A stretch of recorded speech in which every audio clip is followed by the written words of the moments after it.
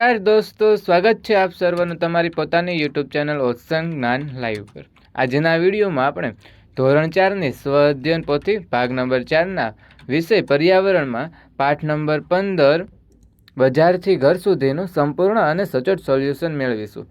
તથા મિત્રો, ધોરણ 4ની સ્વ અધ્યયન પોથી ભાગ નંબર 4ના દરેક પાઠનું સંપૂર્ણ અને સચોટ સોલ્યુશન સાથેના વિડીયો આપણી આ યુટ્યુબ ચેનલ પર મુકાઈ ચૂક્યા છે, જેના અભ્યાસ માટેની લિંક નીચે આપેલ ડિસ્ક્રિપ્શન બોક્સમાંથી મળી રહેશે। તથા હવે પછી તમારે કયા પાઠનું સોલ્યુશન જોઈએ છે તે પણ નીચે આપેલ કોમેન્ટ બોક્સમાં જરૂરથી જણાવતા જજો। અને અમારો આ વિડીયો તમને પસંદ આવે તો આ વિડીયોને લાઈક કરવાનું તથા તમારા મિત્રો સાથે શેર કરી અમારી આ યુટ્યુબ ચેનલને સબસ્ક્રાઈબ કરવાનું ભૂલશો નહીં। અને નીચે આપેલ કોમેન્ટ બોક્સમાં પણ એક સરસ મજાની કોમેન્ટ આપતા જજો। તો હવે આપણે શરૂ કરીએ પાઠ નંબર 15 બજારથી ઘર સુધી। પ્રશ્ન નંબર 1, ફળ વેચનારને મળી આપેલા પ્રશ્નો પૂછી જવાબ આપો। તો પહેલો પ્રશ્ન છે, તમે ફળો ક્યાંથી લાવો છો? હું આ ફળો ફળની વાડીમાંથી તેમજ કેટલાક ફળો હજારીમાંથી લાવું છું। બીજો પ્રશ્ન, તમારી પાસે કયા કયા ફળો છે? નામ લખો। મારી પાસે ચીકુ, દાડમ, તરબૂચ, મોસંબી, સફરજન, કેળા, અનાનસ, પપૈયા, સંતરા વગેરે ફળો છે। ત્રીજું, 5 ફળોના 1 કિલોગ્રામના ભાવ પૂછીને લખો। તો કે દાડમ 200 રૂપિયા, મોસંબી 50 રૂપિયા, ચીકુ 80 રૂપિયા, પપૈયા 30 રૂપિયા, સંતરા 50 રૂપિયા કિલો છે। ચોથો પ્રશ્ન, શિયાળામાં અને ઉનાળામાં તમે કયા ફળો વેચો છો?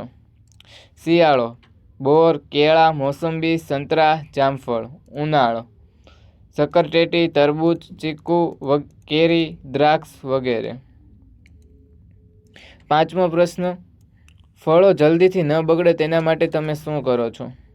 ફળો જલ્દીથી ન બગડે તેના માટે તેને ખુલ્લી જગ્યામાં રાખવામાં આવે છે, પણ તડકો ન આવે તેનું ધ્યાન રાખીએ છીએ। છઠ્ઠો પ્રશ્ન, તમે યુપીઆઈ દ્વારા ગ્રાહક પાસેથી પૈસા લો છો? જો હા, તો અંદાજે કેટલા ગ્રાહક દ્વારા કરવામાં આવે છે?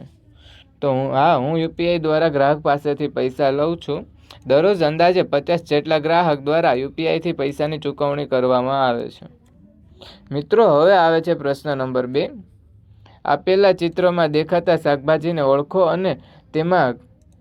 અને તમારા ઘરમાં તેનો કેવી રીતે ઉપયોગ થાય છે તે લખો અને ચિત્રમાં મનગમતા કલર પૂરો। તો અહીંયા આપણને જે પણ ચિત્ર આપ્યું છે તેમાં શાકભાજી અનુસાર આપણે કલર પૂરવાનો રહેશે। તો આ રીતનો તમે કલર પૂરી શકો છો અને તેના વિશે આપણે નીચે આપેલ થોડુંક લખવાનું રહેશે। તો કે રાંધીને ખાઈ શકાય તેવા, તો રાંધીને ખાઈ શકાય તેવા કયા? તો કે ટમેટા, મરચાં, કેપ્સિકમ, ડુંગળી, બટાટા, કારેલા, રીંગણ, ભીંડો અને કોળું, જે આપણે રાંધીને ખાઈ શકીએ છીએ। કાચા ખાઈ શકાય તેવા, તો કે ટામેટા, મૂળા, ગાજર, બીટ જેવા આપણે ફળો કાચા ખાઈ શકીએ છીએ, શાકભાજી કાચા ખાઈ શકીએ છીએ। તો મિત્રો, તમને ફરી વખત જણાવી દેવામાં આવે કે ઓસંગ જ્ઞાન લાઈવની આપણી જે યુટ્યુબ ચેનલ છે તેવી જ રીતે તેની આપણી પ્લે સ્ટોર પર ઓસંગ જ્ઞાન લાઈવ કરીને એક એપ્લિકેશન છે, જેમાં હાલમાં બ્રહ્માસ્ત્ર બેન્ચ લોન્ચ થવા જઈ રહી છે, જેમાં ધોરણ 6 થી લઈને 8 સુધીના વિદ્યાર્થીઓ માટે ગણિત, વિજ્ઞાન, સામાજિક વિજ્ઞાન અને અંગ્રેજી એવા મુખ્ય 4 વિષયોને આપણે અનુભવી એવી શિક્ષકોની ટીમથી આપણે અભ્યાસ પૂરો પાડવામાં આવશે। જેમાં હાલમાં લોન્ચિંગ નિમિત્તે છે ને 5500ની બેન્ચ પર પ્રથમ 60 વિદ્યાર્થીઓને 60% ડિસ્કાઉન્ટ આપણે આપવામાં આવ્યું છે, જેમાં 5500ની બેન્ચ માત્ર ને માત્ર 2200માં તમને મળવા પાત્ર છે। જો તમે આ બેન્ચ લેવા ઈચ્છતા હોય તો તમે નીચે આપેલ જે આ મોબાઈલ નંબર છે 70 46 22 22 54 એના પર કોલ કરીને જાણકારી મેળવી શકો છો। અને તથા આવડી આ એપ્લિકેશન યુટ્યુબ પ્લે સ્ટોર પરથી ડાઉનલોડ કરીને પણ તમે લોગિન કરીને પણ આ બેન્ચ વિશે વધુ પડતી જાણકારી મેળવી શકો છો। તો હવે આવે છે પ્રશ્ન નંબર 3, તમારા ઘરની માહિતીના આધારે પ્રશ્નોના જવાબ લખો। તો પહેલો પ્રશ્ન, તમારા ઘરમાં કુલ કેટલા સભ્યો છે? તેમાં સ્ત્રી સભ્યો કેટલા છે? મારા ઘરમાં કુલ 6 સભ્યો છે, તેમાં સ્ત્રી સભ્યોની સંખ્યા 2 છે। તમારા ઘરમાં શાકભાજી અને ફળો કોણ લાવે છે? મારા ઘરમાં શાકભાજી અને ફળો લાવવાનું કામ મારા મમ્મી કરે છે। ત્રીજું, શાળાએ આવો તે પહેલાં તમે ઘરના કયા કામમાં મદદરૂપ થાવ છો? તો શાળાએ આવતા પહેલાં હું કચરા પોતા કરવામાં, વાસણ સાફ કરવામાં, વૃક્ષોને પાણી પીવડાવવામાં મદદરૂપ થાવ છું। ચોથો પ્રશ્ન, અઠવાડિયા દરમિયાન તમારા ઘરમાં આશરે કેટલા રૂપિયાનું શાકભાજી જોઈએ? અઠવાડિયા દરમિયાન મારા ઘરમાં આશરે 300 રૂપિયાનું શાકભાજી જોઈએ છે. તમારા મમ્મી પપ્પા કયો વ્યવસાય કરે છે? શું તમે તેમના કામમાં મદદરૂપ કરો છો?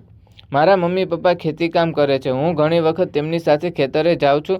ખેતીકામમાં મારાથી થતા કામો નીંદણ, પાકને પાણી પાવા જેવા કામો કરું છું.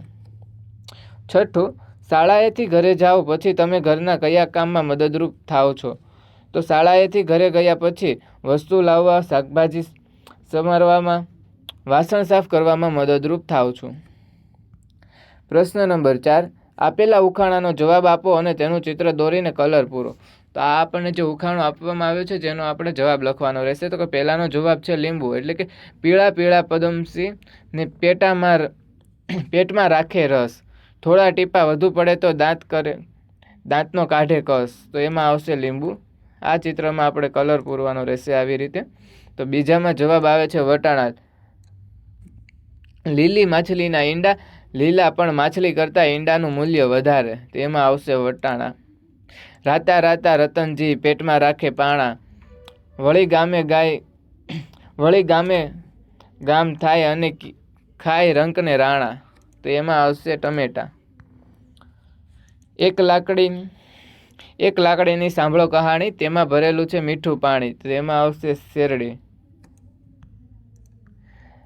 લાલ કિલ્લામાં કાળા સિપાહી, લીલી દિવાલમાં ગયા સમાઈ. એમાં આવશે તરબૂચ. આ રીતનો આપણે કલર પૂરવાનો રહેશે મિત્રો. છઠ્ઠું, હું મરું છું, હું કપાવ છું, પણ રોવો તમે છો. એમાં આવશે ડુંગળી. ડુંગળીમાં પણ આપણે આ રીતનો કલર પૂરવાનો રહેશે. સાતમો છે, ચારે બાજુ ભીત વચ્ચે છે પાણી અને વચ્ચે પાણી. તો એમાં આવશે નાળિયેર. નાળિયેરમાં આપણે આ રીતનો કલર પૂરવાનો રહેશે દોરીને. આઠમું, શાકભાજીમાં હું સૌથી કડવું, પણ ગુણ મારા અપાર, રોગોને હું ઝડપથી કાપું, મારું નામ બતાવો ચતુર સુજાણ. એમાં નામ જવાબ આવશે કારેલા. કારેલા દોરીને આપણે એમાં આવો કલર પૂરવાનો રહેશે. તથા મિત્રો તમને ફરી વખત જણાવી દેવામાં આવે કે જો તમારા કોઈ મિત્રો, ભાઈબંધ તથા સગા સંબંધીઓ કોઈ ધોરણ 6 થી લઈને 8 સુધીમાં અભ્યાસ કરતા હોય તો તેના માટે બ્રહ્માસ્ત્ર બેન્ચ લોન્ચ થઈ ચૂકી છે. જે આપણી એપ્લિકેશન ઓશિયન જ્ઞાન લાઈવ છે, જે તમને પ્લે સ્ટોર પર આસાનીથી મળી રહેશે. તેમાં ડાઉનલોડ કરીને તમે આ બેન્ચમાં જોડાઈ શકો છો. જે બેન્ચમાં તમને ગણિત, વિજ્ઞાન, સામાજિક વિજ્ઞાન અને અંગ્રેજી એવા આપણા મુખ્ય 4 વિષયોનો અભ્યાસ કરવામાં આવશે.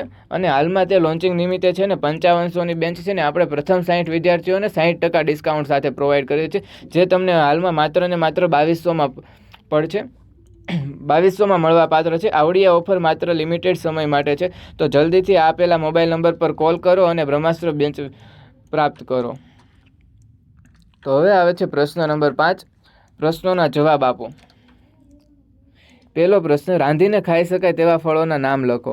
રાંધીને ખાઈ શકાય તેવા ફળોમાં કેરી, પપૈયા, કેળા વગેરેનો સમાવેશ થાય છે. બીજો પ્રશ્ન, પાંદડાવાળા શાકભાજીના નામ લખો. પાંદડાવાળા શાકભાજીમાં પાલક, મેથી, કોથમીર, સરગવો, તાંદળજો, કોબીજ, ડુંગળી વગેરેનો સમાવેશ થાય છે. સલાડ, કચુંબરમાં કાચા ખાઈ શકાય તેવા શાકભાજીના નામ લખો. સલાડમાં ટમેટા, કોબીજ, મૂળા, ગાજર, કાકડી, બીટ વગેરેને કાચા પણ ખાઈ શકાય છે. ચોથું, એકમાં વૈશાલીની દિનચર્યા આપેલી છે તેવી મારી દિનચર્યા લખો. તેવી તમારી દિનચર્યા લખો. તો હું સવારે 7 વાગે ઉઠું છું. દૈનિક ક્રિયાઓ પૂરી કરી હું નાસ્તો કરું છું.